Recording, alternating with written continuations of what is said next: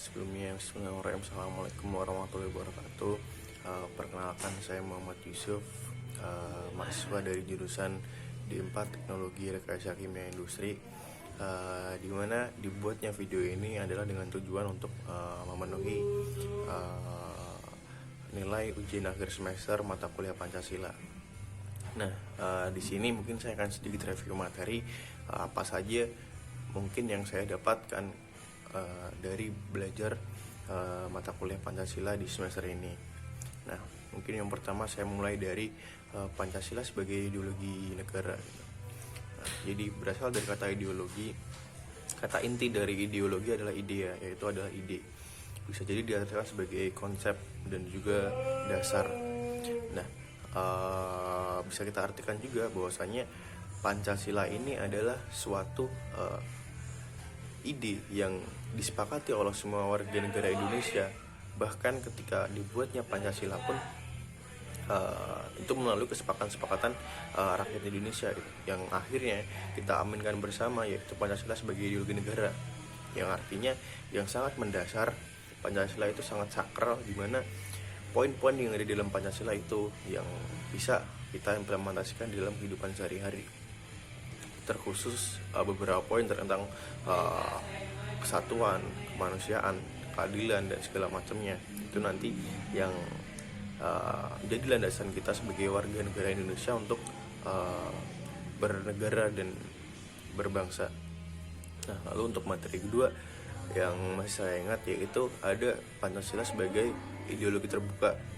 Nah, di sini yang saya tangkap adalah kenapa Pancasila menjadi ideologi terbuka gitu. Di sini ideologi terbuka dalam artian Pancasila ini bersifat fleksibel gitu. Bahkan ketika adanya perkembangan zaman, semakin canggihnya teknologi dan semakin modernnya teknologi kita, Pancasila tak perlu diubah gitu. Pancasila dapat menyesuaikan dengan perkembangan zaman. Ya, ini bisa kita lihat pada saat ini gitu. Pancasila masih kita pakai sebagai dasar negara kita, sebagai cita-cita negara kita gitu. Masih sama seperti dulu. Nah, maka dari itu adanya Pancasila sebagai ideologi yang terbuka, ya, karena Pancasila bersifat fleksibel gitu.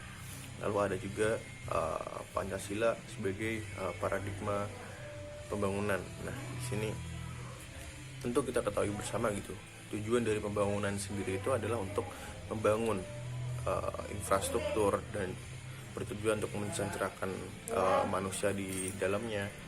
Dan juga ketika nanti dilakukannya pembangunan, yaitu ada dua faktor di situ. Yang pertama adalah rakyat yang sebagai aktor dan juga pemerintah yang sebagai fasilitator.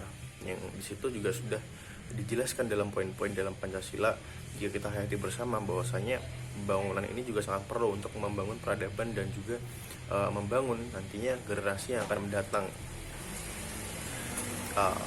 Lalu mungkin ini sedikit yang ingin saya sampaikan juga gitu tentang kondisi Pancasila saat ini.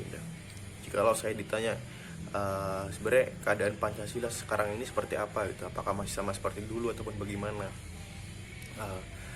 mungkin saya bisa menjawab bahwasanya ya oke lah, mungkin dulu Pancasila, awal terbentuknya Pancasila, kenapa masyarakat Indonesia itu sepakat dengan Pancasila, karena memang itu yang menjadi dasar dan bisa menjadi dasar dan sangat relevan gitu bagi rakyat Indonesia.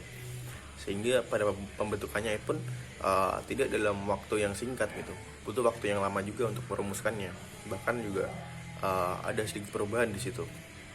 Nah, keadaan Pancasila sekarang ini yaitu menurut saya memang ditinggikan dalam kata-kata, dimulaikan dalam perkataan, dan namun dikhianati dalam perbuatan. Yang kita lihat sekarang ini banyak sekali nilai-nilai dari Pancasila yang kita lupakan untuk diimplementasikan dalam kehidupan kita sehari-hari gitu. Yang itu yang sangat disayangkan, yang tadi saya bilang bahwasanya Pancasila hanya sekedar bumbu-bumbu yang enak untuk kita pikirkan, enak untuk kita katakan, namun sangat sulit untuk kita implementasikan dalam kehidupan sehari-hari gitu. Dan sudah seharusnya gitu Pancasila berada di setiap tarikan dan hembusan nafas anak-anak yang ada di lorong-lorong kota maupun di ladang-ladang desa kita. Nah, Mungkin itu saja yang dapat saya sampaikan, kurang lebihnya mohon maaf. Wassalamualaikum warahmatullahi wabarakatuh.